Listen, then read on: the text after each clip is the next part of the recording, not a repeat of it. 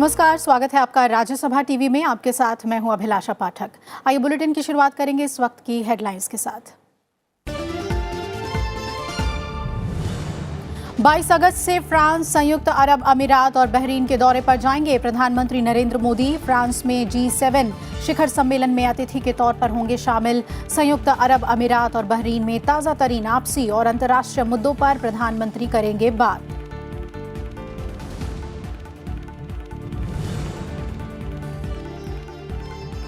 प्रधानमंत्री नरेंद्र मोदी ने दिल्ली के नॉर्थ एवेन्यू में सांसदों के लिए आधुनिक तकनीक और सुविधाओं से लैस 36 फ्लैट्स का किया उद्घाटन। प्रधानमंत्री ने इसे सांसदों के आवास की जरूरतों की सुव्यवस्थित करने का बताया प्रयास। कार्यक्रम में लोकसभा अध्यक्ष और राज्यसभा के उपसभापति समेत दूसरे अतिथि भी हुए शामिल।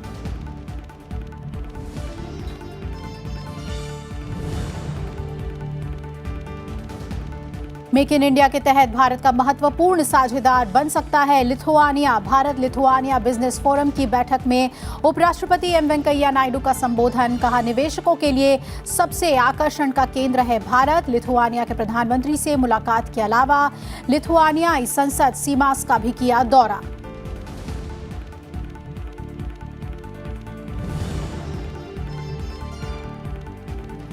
जम्मू कश्मीर के हालात को लेकर केंद्रीय गृह मंत्री अमित शाह की अध्यक्षता में दिल्ली में हुई उच्च स्तरीय बैठक। राष्ट्रीय सुरक्षा सलाहकार और गृह सचिव समेत वरिष्ठ अधिकारी रहे मौजूद। कड़ी सुरक्षा के बीच आज से खुले श्रीनगर के 190 प्राइमरी स्कूल। बुधवार से घाटी के सभी मिडिल स्कूल खोलने का फैसला।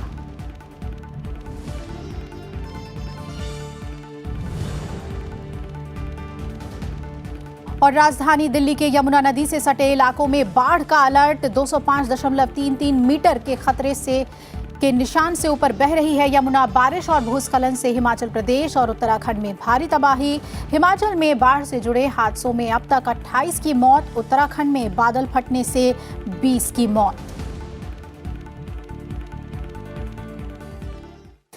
राजधानी दिल्ली में गृह मंत्रालय में जम्मू कश्मीर के हालात को देखकर अहम बैठक हुई है और इस बैठक की अध्यक्षता केंद्रीय गृह मंत्री अमित शाह ने की। राष्ट्रीय सुरक्षा सलाहकार अजीत डोभाल, केंद्रीय गृह सचिव राजीव गाबा और कई वरिष्ठ खुफिया अधिकारी बैठक में मौजूद थे।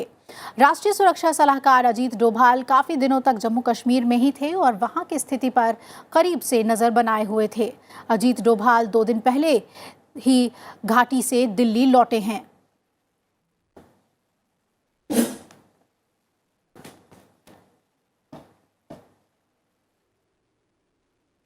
जम्मू कश्मीर में आज से प्राथमिक विद्यालय फिर से खुल गए। बच्चे एक बार फिर अपने बस्तों के साथ इन स्कूलों की रौनक बढ़ाते नजर आए।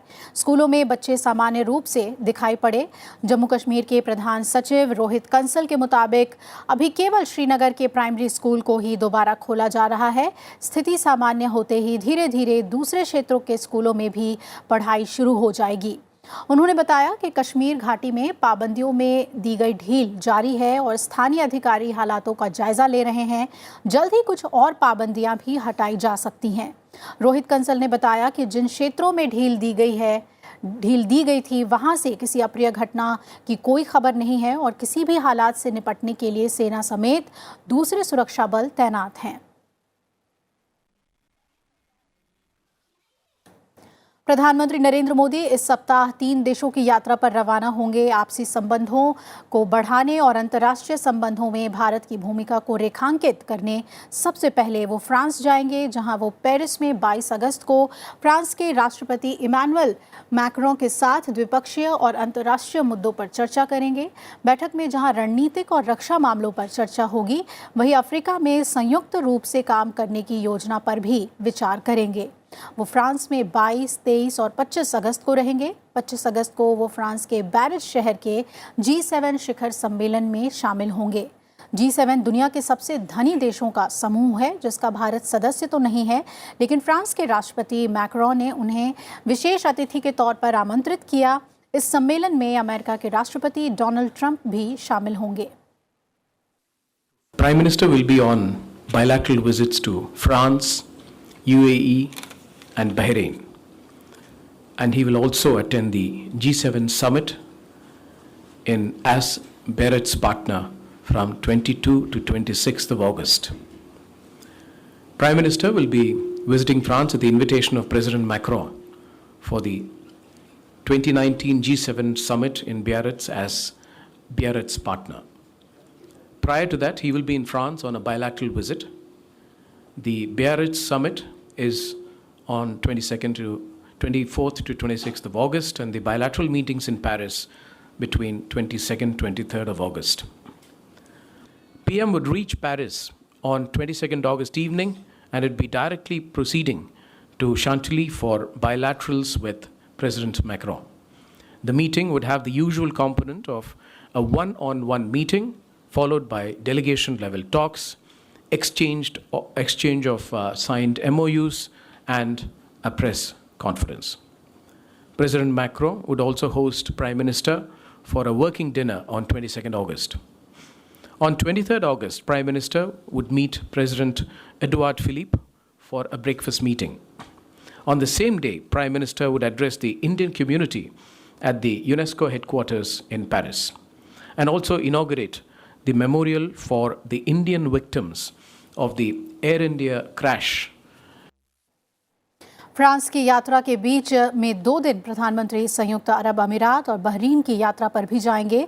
वो 23 और 24 अगस्त को अबू धाबी में होंगे, जहां उन्हें ऑर्डर ऑफ जायद सम्मान से विभूषित किया जाएगा, जो संयुक्त अरब अमीरात का सबसे बड़ा नागरिक सम्मान है। वो अबू धाबी में क्राउन प्रिंस शेख मोहम्मद बिन जायद अल नाहयान से आपसी और अंतर्राष्ट्रीय मुद्दों पर बात करेंगे। इसमें भारत में निवेश का मामला काफ़ी अहम है। प्रधानमंत्री नरेंद्र मोदी 24-25 अगस्त को बहरीन में होंगे, जहां उनकी मुलाकात प्रधानमंत्री प्रिंस शेख खलीफा बिन सलमान अल खलीफा से होगी। दोनों नेताओं के बीच आपसी, अंतर्राष्ट्रीय और व्यापार की संभावनाएं बढ़ाने पर बातें होंगी। There will be delegation level talks with His Highness the Crown Prince of Abu Dhabi, as well as the presentation of the Order of Zayed, the highest civil decoration of the UAE, on PM, followed by a banquet hosted in honor of Prime Minister. During the visit, Prime Minister Modi would receive the Order of Zayed, the highest civil decoration of the UAE, which was announced earlier during April 2019 in recognition of the distinguished leadership of Prime Minister for giving a big boost to bilateral relations between the two countries. The award, in the name of Sheikh Zayed bin Sultan Al Nahyan, the founding father of the UAE, acquires special significance as it was awarded to the Prime Minister in the year of the birth centenary of Sheikh Zayed. Further, commemorative stamp on Mahatma Gandhi will be released on the occasion of the 150th birth anniversary of Mahatma Gandhi. Arrangements for launch of RuPay card in the UAE will also be put in place during this visit. Bahrain has conveyed its interest in joining ISA as a member state following the decision to amend the treaty. A statement of intent in this regard is expected to be signed during the visit.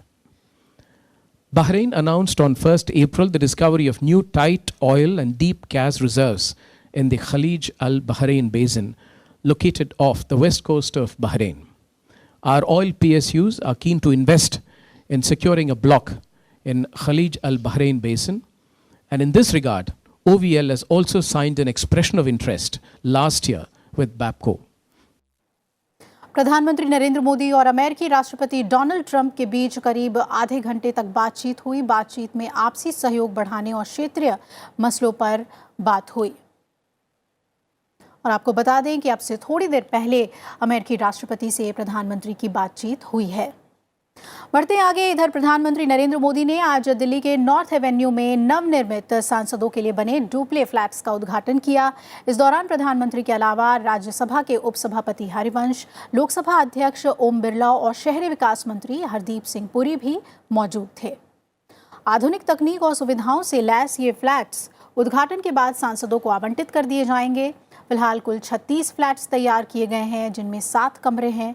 इन सभी flats को सांसद की ज़रूरत के हिसाब से निर्मित किया गया है, जिनमें कॉन्फ्रेंस हॉल और लिफ्ट का भी प्रावधान है। पर्यावरण के हिसाब से भी इन फ्लैट्स में सभी सुविधाएं दी गई हैं और बिजली की अधिकतर आपूर्ति सौर ऊर्जा से ही मिलेगी। सरकार अपने ही विभाग में इतने बढ़िया ढंग से काम करे तो बाहर लोगों को आश्चर्य होता है कि अच्छा भाई, इन हाउस भी इतना बढ़िया काम होता है। आमतौर पर सरकारी काम मतलब समय से देरी से होना। लोग कितना हमेशा पूछते हैं कि भाई कितना लेट चल रहा है, कब तक हो जाएगा। हाँ कहते तो है, लेकिन कितने और समय लगाओगे। ये समय से पहले पूरा हुआ। सरकारी काम तो फिर कहते हैं कि भाई बजट तो बढ़ता ही जाएगा। ये तय किए हुए बजट से कम खर्चे में किया गया और क्वालिटी में कोई कॉम्प्रोमाइज़ नहीं किया गया। तो समय की बचत, धन की बचत और सुविधाओं के विषय में सतर्कता बरती गई। 2 वर्ष का समय दिया गया था, लेकिन ये समय से पूर्व इस भवनों का निर्माण हुआ। ये परिसर सभी प्रकार की अत्याधुनिक सुविधाओं एवं तकनीकों से सुसज्जित है। इसमें माननीय संसद सदस्यों से मिलने वाले संसदीय क्षेत्र के लोगों की सुविधाओं और उनके हितों का विशेष रूप से ख्याल रखा गया है।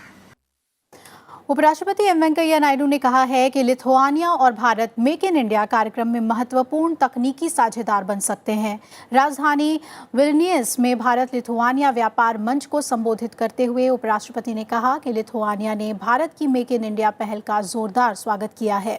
उपराष्ट्रपति ने कहा कि कारोबारियों को बेहतर माहौल मुहैया कराने के लिए भारत सरकार ने कई कदम उठाए हैं और भारत का बढ़ता बाजार लिथुआनियाई कारोबारियों के लिए कई मौके उपलब्ध कराएगा। बाल्टिक क्षेत्र के 3 देशों की यात्रा पर गए उपराष्ट्रपति एम वेंकैया नायडू ने लिथुआनिया की राजधानी विल्नियस में सोमवार को भारत लिथुआनिया बिजनेस फोरम को संबोधित किया। उन्होंने कहा कि दोनों देशों के व्यापारिक समुदाय के बीच बातचीत से भारत और लिथुआनिया के बीच आर्थिक सहयोग को आगे बढ़ाने में मदद मिलेगी।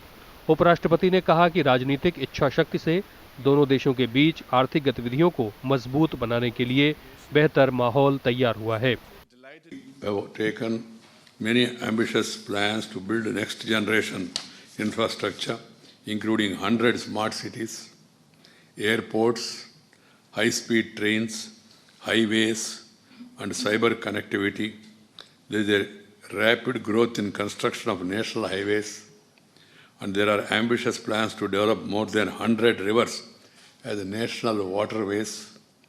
These programs will vastly improve connectivity and prove as a catalyst for industrialization and to take our trade and investment to a new level.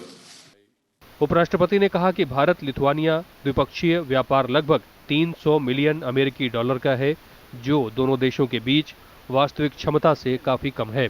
उन्होंने कहा कि आपसी कारोबार को दोगुना करने के लिए नए क्षेत्रों में संभावनाओं की तलाश की जानी चाहिए। उपराष्ट्रपति ने लिथुआनिया के कारोबारी प्रतिनिधिमंडल को भारत आने के लिए आमंत्रित भी किया। India-Lithuanian bilateral trade is around $300 million. Does not really reflect our true potential. There is vast scope. There is a need to double our efforts and explore more and more areas of cooperation and engagement. Our economies have significant complementarities in which we can be leveraged for mutually beneficial cooperation. Lithuania की अर्थव्यवस्था और नवाचार विभाग के उपमंत्री मॉरियस स्कुओडिस ने उच्च स्तरीय भारतीय प्रतिनिधिमंडल का स्वागत किया और लिथुआनिया में कारोबारी अवसरों के बारे में जानकारी दी। उन्होंने लिथुआनिया में निवेश के लिए भारतीय कारोबारियों से सहयोग की भी अपील की है। Our confederation is an umbrella organization united more than 50 sectoral and 5 regional associations, which comprise over 3,000 medium and large enterprises from various public and private sectors.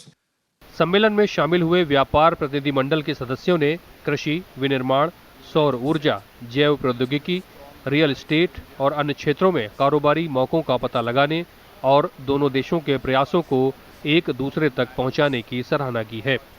I propose to meet with a lot of these local people, including the Indians who are operating here, because it's easier to understand them and to do business with them.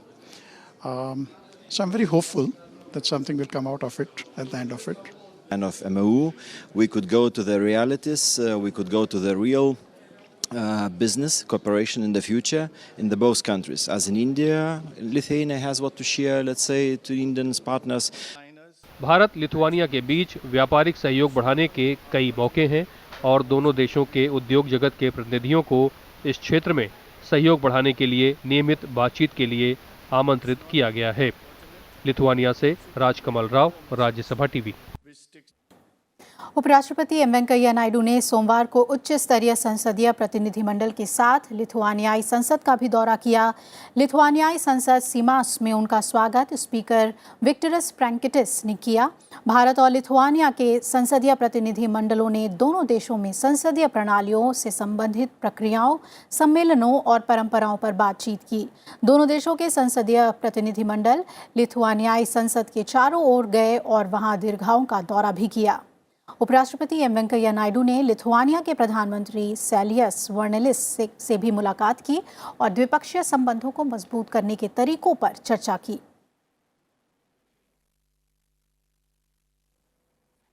उपराष्ट्रपति ने memorial पर उन लोगों को माल्यार्पण भी किया जो लिथुआनियाई स्वतंत्रता के संघर्ष में शहीद हुए थे।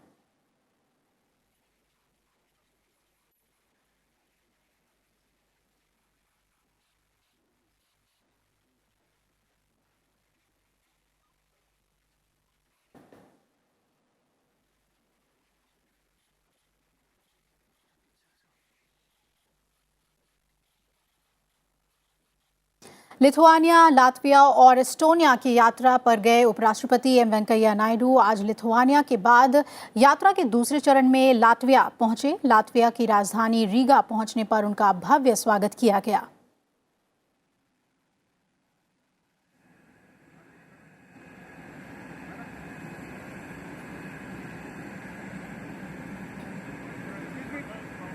Ma'am side please.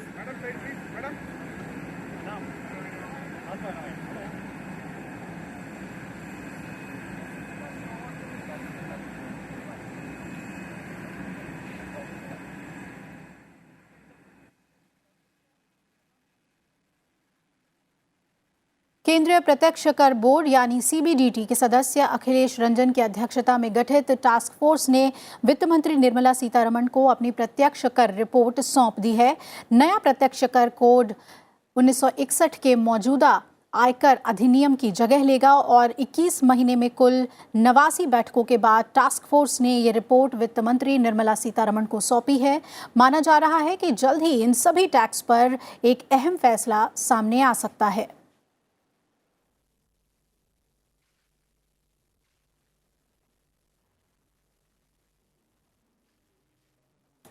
और अब बात कर लेते हैं बाढ़ से जुड़ी हुई। तो दिल्ली में बाढ़ का खतरा मंडराने लगा है। इस सिलसिले में दिल्ली के मुख्यमंत्री अरविंद केजरीवाल ने एक आपात बैठक बुलाई। हरियाणा के हथनी कुंड बैराज से 8.5 लाख क्यूसेक पानी छोड़े जाने के बाद यमुना खतरे के निशान से ऊपर पहुंच गई है। खतरे को भांपते हुए दिल्ली सरकार ने यमुना जल भराव क्षेत्र को तुरंत खाली करने के निर्देश दिए हैं।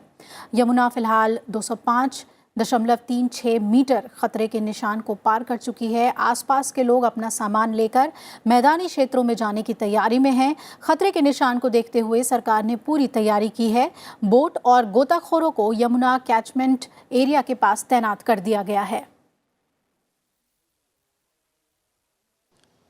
देश के कई राज्यों में अपना तांडव दिखाने के बाद बाढ़ की विभीषिका अब दिल्ली के दहलीज पर भी दस्तक दे चुकी है। जी हां, आप देख सकते हैं कि लोहे के पुल के नीचे यमुना का प्रवाह किस कदर तेज़ है कि जो खतरे के निशान थे वो पूरी तरीके से डूब चुके हैं। सामने जो ये 2 पिलर दिख रहा है वो 207 मीटर का पिलर है। उसके बाद का जो उससे छोटा पिलर वो 206 मीटर का पिलर है। उसके बाद 204 और 203 मीटर का जो पिलर है वो पूरी तरह से डूब चुका है। और इसके आसपास की जो बस्ती है, जो आबादी थी, जो मेहनतकश और मजदूर लोग यहाँ पर मेहनत करने के बाद रात में अपना गुजर बसर करते थे, वो छोड़ करके यहाँ से भाग रहे हैं। आप देख सकते हैं जो झुग्गियाँ हैं अगल बगल, किस तरह से लोग यहाँ पर अपने सामान को ले जा रहे हैं और ये मेहनतकश लोग आगे टेंट लगा करके अपने रहने की व्यवस्था कर रहे हैं। दरअसल यहाँ पर हरियाणा के हथनी कुंड बैराज से तकरीबन 8.5 लाख क्यूसेक पानी यमुना को छोड़ा गया है। लिहाजा यहाँ पर खतरे की घंटी बज चुकी है। प्रशासन शासन पूरी तरह से अलर्ट हो चुका है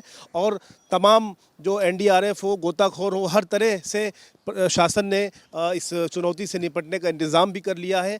दिल्ली के मुख्यमंत्री अरविंद केजरीवाल ने आपातकालीन बैठक बुलाई है, साथ ही एक हेल्पलाइन नंबर भी जारी किया है। फिलहाल 24 घंटे तक शासन और प्रशासन की पूरी तरह से इस पर कड़ी नज़र है। कैमरामैन जितेंद्र के साथ मोहम्मद फातेह टीपू, राज्यसभा टीवी, दिल्ली। उधर उत्तराखंड में बादल फटने के कारण 20 लोगों की मौत हो गई है और 22 के करीब लोग लापता हैं। उत्तरकाशी जिले के मोरी ब्लॉक में बादल फटने से यमुना की सहायक नदियों में आई बाढ़ ने कई गांवों में तबाही मचाई, जिससे आराकोट, माकुडी, मुल्डा, सनेल, टिकोची और द्विचाणु में कई मकान ढह गए। मुख्यमंत्री त्रिवेंद्र सिंह रावत ने भी उत्तरकाशी के आराकोट और उसके आसपास के क्षेत्रों में बारिश और आपदा के प्रभावितों को जल्द सुरक्षित स्थानों पर पहुंचाने और राहत सामग्री उपलब्ध कराने के निर्देश दिए हैं। एनडीआरएफ समेत कई संगठन राहत और बचाव कार्य में लगे हुए हैं। मौसम विभाग ने अगले 24 घंटों में भारी बारिश की चेतावनी जारी कर दी है। वहीं उत्तराखंड के मुख्यमंत्री त्रिवेंद्र सिंह रावत ने आज गृह मंत्री से मुलाकात की और उन्हें हालात के बारे में जानकारी दी। उत्तराखंड में कल ही जो तबाही हुई है, लगभग 20 के करीब कैजुअल्टी की संभावना है। 12 सब बरामद कर लिए गए हैं और वहाँ पर तमाम जो ज़रूरत की चीज़ें हैं उनको वहाँ पर भेज दिया गया है। वहाँ पर 2 सेना के जहाज़ हेलीकॉप्टर हमने लिए हैं, 2 हमने अपने स्टेट के हेलीकॉप्टर हमने लिए हैं, एक हमारा स्टेट का, एक हमने किराए पर लिया है। और वहाँ पर जो ज़रूरी आवश्यकता की चीज़ें वो सब वहाँ पर उपलब्ध करा दी गई हैं। लगभग 200 के करीब जवान हमारे एसडीआरएफ, एनडीआरएफ और फॉरेस्ट से जुड़े हुए ऐसे 200 लोगों को वहाँ पर रेस्क्यू में लगाया गया है। सड़कें लगभग 21 पॉइंट पर हमारी सड़कें वहाँ पर बह गई हैं बादल फटने की वजह से, तो उन सड़कों को जल्दी ठीक करने का किया जा रहा है। पूर्व प्रधानमंत्री मनमोहन सिंह राजस्थान से राज्यसभा के सदस्य चुन लिए गए हैं। रविवार को हुए चुनाव के बाद मनमोहन सिंह निर्विरोध चुन लिए गए हैं। राजस्थान से भारतीय जनता पार्टी या अन्य किसी ने भी मनमोहन सिंह के खिलाफ पर्चा नहीं भरा था। बीजेपी के राज्यसभा सदस्य मदन लाल सैनी के निधन के बाद ये सीट खाली हुई थी। लोकसभा अध्यक्ष ओम बिरला ने हाउसिंग फॉर ऑल योजना के लिए रियल एस्टेट सेक्टर को आगे आने की अपील की है। ओम बिरला राष्ट्रीय रियल एस्टेट विकास परिषद के राष्ट्रीय सम्मेलन में बोल रहे थे। उन्होंने कहा कि तेज आर्थिक विकास के लिए रियल एस्टेट का मजबूत होना जरूरी है। राष्ट्रीय रियल एस्टेट विकास परिषद के 2 दिवसीय सम्मेलन की सोमवार को शुरुआत हुई। परिषद के उद्घाटन सत्र के मौके पर लोकसभा अध्यक्ष ओम बिरला ने शिरकत की। लोकसभा अध्यक्ष ने कहा कि प्रधानमंत्री का संकल्प है कि 2022 तक गांव और शहर में सभी को अपना घर आवास मिल सके। उन्होंने कहा कि जब तक प्राइवेट डेवलपर सस्ती दरों पर अच्छी क्वालिटी के मकान उपलब्ध नहीं कराएंगे, तब तक सरकार के लिए 2022 तक सबको मकान का लक्ष्य हासिल कर पाना मुश्किल होगा। ये रियल एस्टेट सेक्टर जहां हमारे आर्थिक विकास की गति को बढ़ाने का काम भी करेगा, वहां इस देश के अंदर अगर बेरोजगारी समाप्त करनी है, स्किल हो अनस्किल्ड लेबर हो, उसको 2 हाथों को काम देना है, तो सबसे बड़ी इंडस्ट्रीज इस दुनिया के अंदर है तो रियल एस्टेट इंडस्ट्रीज है। लोकसभा अध्यक्ष ने कहा कि रियल एस्टेट के बारे में काफी समय से कुछ गलत धारणाएं भी बनी हुई हैं, लेकिन कुछ की वजह से सबको बुरा कहना ठीक नहीं है। कार्यक्रम में शिरकत कर रहे केंद्रीय मंत्री जी किशन रेड्डी ने कहा कि 2 दिवसीय सम्मेलन से जो सुझाव आएंगे उस पर सरकार विचार करेगी। आप लोग चर्चा करिए, एक जो हाउसिंग फॉर ऑल फॉर 2022 के लिए जो कैसा काम करना चाहिए आप सुझाव दीजिए, चर्चा करिए, सरकार के सामने लगाइए। सरकार की तरफ से जो पॉसिबल है, जो पॉजिटिव है, जो कंस्ट्रक्टिव सजेशंस जो देंगे, उस सजेशन के आधार पर आने वाले दिन में हमारा सरकार आगे बढ़ेंगे। राष्ट्रीय रियल एस्टेट विकास परिषद के 2 दिन तक चलने वाले सम्मेलन में काफी संख्या में लोग भाग ले रहे हैं। जाहिर है मंथन से जो चीजें निकल कर आएंगी उससे आने वाले समय में रियल एस्टेट सेक्टर के लिए कुछ बेहतर परिणामों की उम्मीद की जा सकती है। न Vikram Singh. Rajya Sabha TV. INX media case में मुसीबत का सामना कर रहे पूर्व वित्त मंत्री पी चिदम्बरम की एक बार फिर मुश्किलें बढ़ सकती हैं। यूपीए सरकार के कार्यकाल में वित्त मंत्री रहे पी चिदम्बरम को विमानन घोटाला मामले में प्रवर्तन निदेशालय ने समन भेजा है। ईडी चिदम्बरम से 23 अगस्त को इस घोटाले के मामले में सवाल जवाब करेगी। ये मामला 70,000 करोड़ में बोइंग और एयरबस के 111 एयरक्राफ्ट खरीदने, फायदेमंद रूट की सीडिंग करने और उस पर प्राइवेट एयरलाइंस को शेड्यूल करने के साथ ही विदेशी निवेश से ट्रेनिंग इंस्टीट्यूट खोलने से जुड़ा हुआ है। तत्कालीन यूपीए सरकार में उस दौरान नागर विमानन मंत्री रहे प्रफुल्ल पटेल से भी सीबीआई इस मामले में पूछताछ कर चुकी है।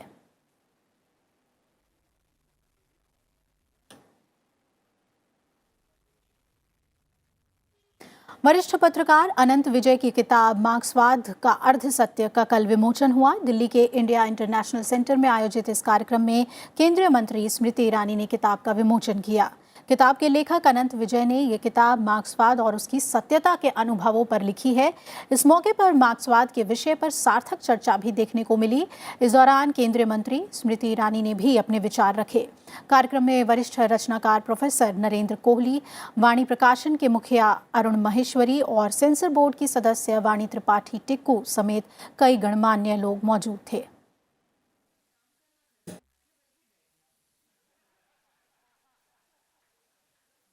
कोहली जी ने, वाणी ने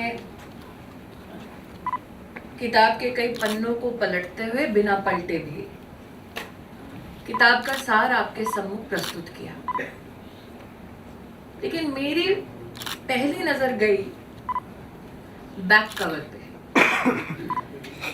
और जिस शनि की बात कोहली जी कर रहे थे